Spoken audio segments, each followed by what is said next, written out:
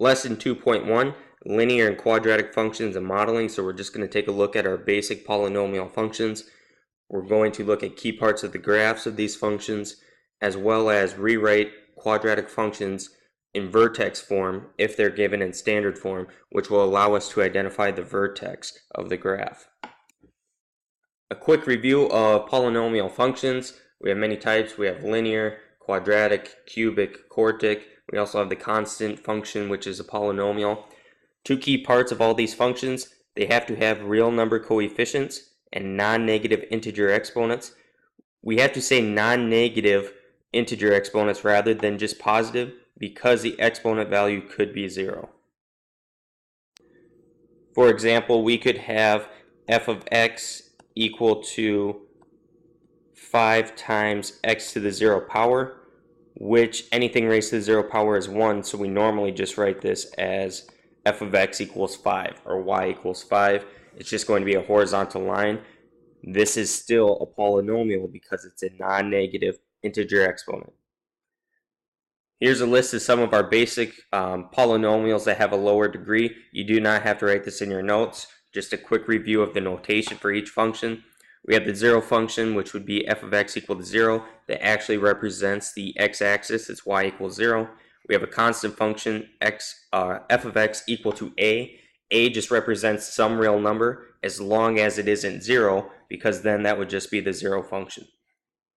Then we have a linear function. Normally we learn this as y equals mx plus b, m being the slope. In this case, a represents the slope. A cannot be equal to 0 because then we would just have f of x equals b. B is just some real number that would then be a constant function. And the last one, quadratic, f of x equals ax squared plus bx plus c. Again, a cannot be equal to 0 because if it was, then we would just have a linear function remaining. On the right, we can see the degrees for all these functions. If we have the 0 function, that degree is undefined. If it's a constant function, it's going to be 0. Just like the last slide, I had f of x equal to 5 times x to the 0 power. Normally, we would just see that as f of x equals 5. It's a constant function. We can see the exponent value, the degree would be 0. And linear, we know the degree is 1. Quadratic, degree 2. First example, write an equation for the linear function f such that f of negative 1 equals 2 and f of 2 equals 3. So using this notation, this means the value of the function when x is equal to negative 1 is 2. The value of the function when x is equal to 2 is 3. So we can create some ordered pairs with that information. The first ordered pair is negative 1, 2. And the second ordered pair is 2, 3. So we want to write a linear equation. First thing we need is slope. M equals y2 minus y1 over x2 minus x1. So we have m is equal to, subtracting our y values, 3 minus 2 over 2 minus a negative 1 is the same as 2 plus 1, which will simplify down to 1/3. Now that we have the slope, we can plug this into either slope-intercept form to find the y-intercept, or we can plug it into point-slope form. I'm going to plug it into point-slope form. So it's y minus y1 equals m times the quantity x minus x1. Oh, that is not a good y. So we have y minus 3 equal to our slope of 1/3 times the quantity x minus 2. When plugging this into point-slope form, it doesn't matter if you choose the first ordered pair or the second. When you simplify it, you're going to get the same result. So we have y minus 3 equal to 1/3 x minus 2/3. Now we need to simplify, get like terms together, so add 3 to the other side. We have y equals 1/3 x. We would have a positive 3 minus 2/3, which would be 2 and 1/3. Normally, we're going to see this as an improper fraction, so 3 times 2 is 6. We would have 7/3. So our equation y equals 1/3 x plus 7/3. This is slope-intercept form, and this is the linear equation that has these two ordered pairs as a solution. Next, we're going to talk about the average rate of change. The average rate of change is just referring to the slope of a function between two given x values. Normally, we learn this as m equals y2 minus y1 over x2 minus x1. We also have this notation. We could have m equals f of b, the value of the function for the x value b, minus f of a, the value of the function for our x value of a, and then subtract those x values. This is the exact same thing as this, just a different notation that we can use. Now we're going to review linear correlation. We talked about linear correlation in Algebra 1 when constructing best fit lines or trend lines.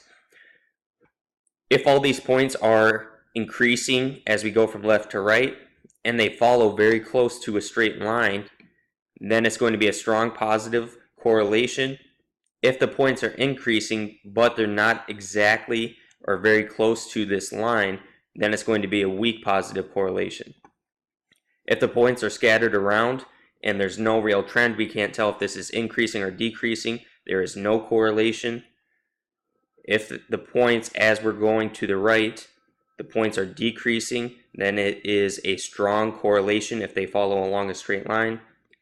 If we're going from left to right and our points are decreasing, but they're not following along this straight line, they're kind of spread out, then it is a weak negative correlation.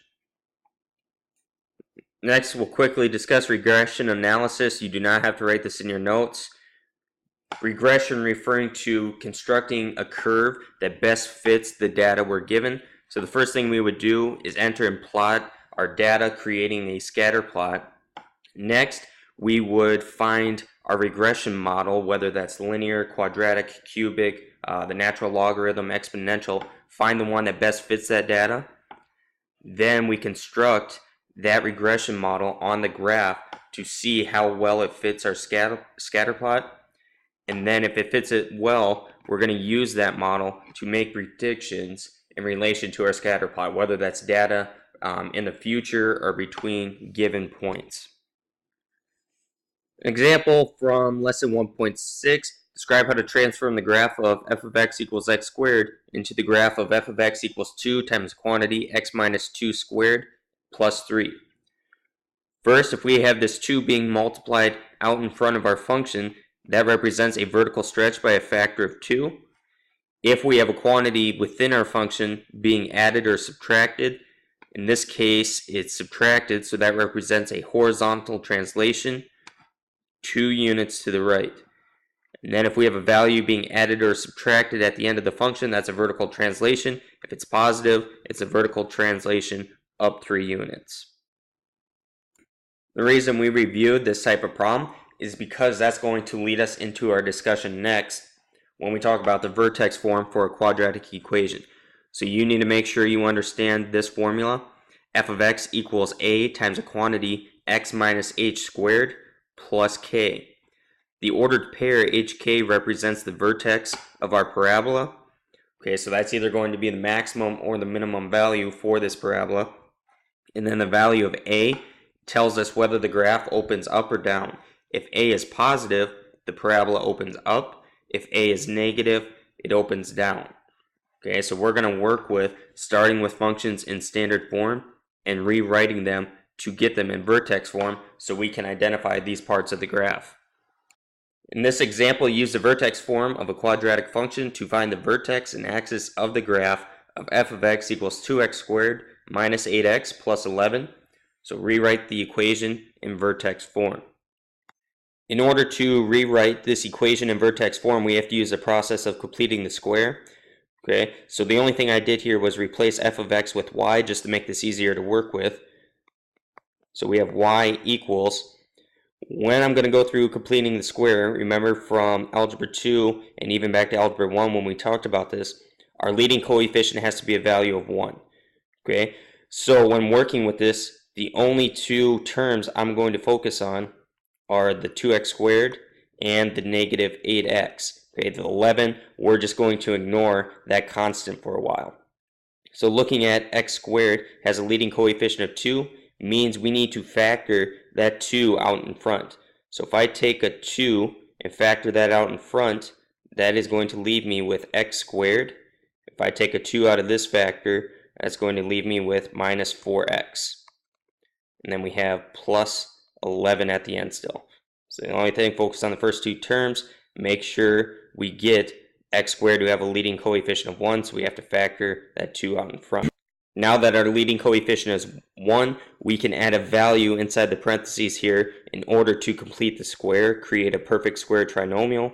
So we have 2 times a quantity x squared minus 4x, and we're going to add some value inside the parentheses.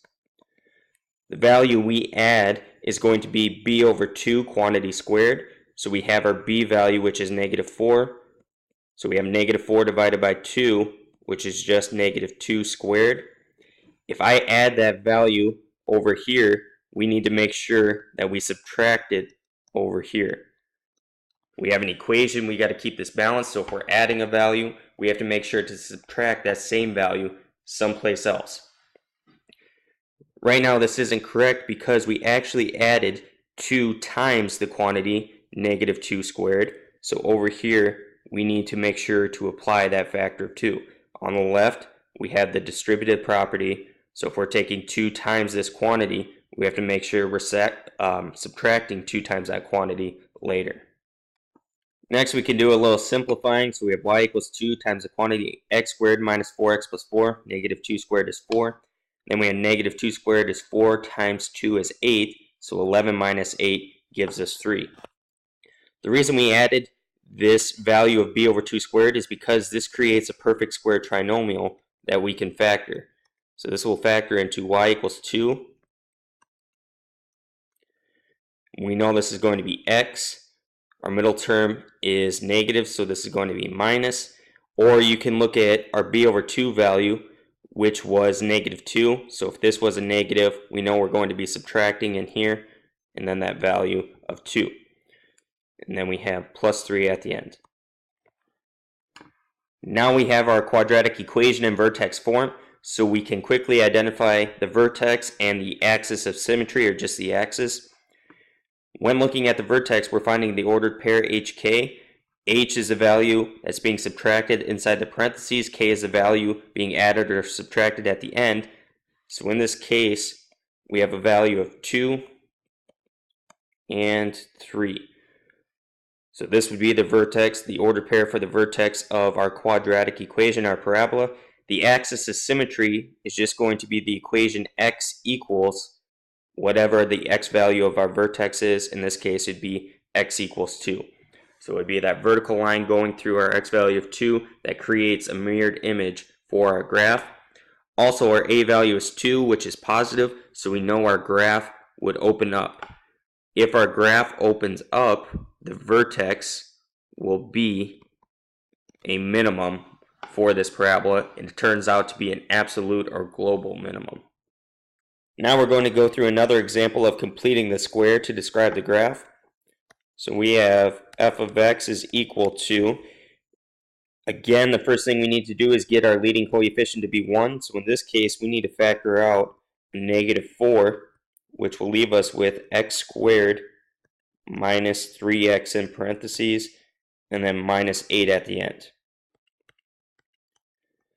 Now that we have our leading coefficient to be 1, we need to add a value inside the parentheses to create that perfect square trinomial. The value we're going to add is negative 3 over 2, that quantity squared. We have minus 8. If we're adding that value over here, we need to make sure to subtract that value later on. So we have subtracting a negative 4, so we can just write this as positive. 4 times the quantity negative 3 over 2 squared. So now we need to do some simplifying. Negative 3 over 2 quantity squared, we distribute that 2 to the numerator and denominator. So negative 3 squared is 9, 2 squared is 4. So over here we can see that's going to simplify down nicely. Now that we added the value inside the parentheses, we need to factor it down because it created a perfect square trinomial. We have x minus, because our middle term is negative, or we can look at this value and see it's negative. The value we add is b over 2. or subtract is b over 2, which is 3 halves. So we have x minus 3 halves quantity squared, and then negative 8 plus 9, which leaves us with plus 1. Now we've used completing the square to write this in vertex form so we can quickly identify the vertex. So we're looking for our h and k value. In this case, our h value is 3 halves, and our k value is 1.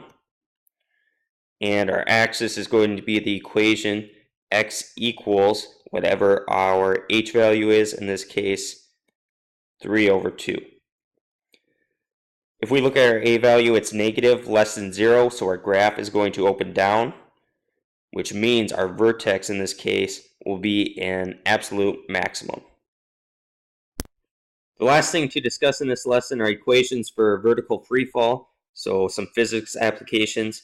We have two equations we have to be aware of. Our first equation represents the height of whatever object we're talking about at a given time. And then we have an equation for the vertical velocity of the object. Some key parts: S represents the height, V represents the vertical velocity, T represents time in seconds, G, which is gravity, the acceleration due to gravity. We have two different values we need to know depending on whether we're in feet per second squared or meters per second squared. V sub naught or V sub 0 is the initial vertical velocity, and S sub naught is the initial height. So make sure you have these equations written down in all of the variables, because we're going to be going through some of these application problems.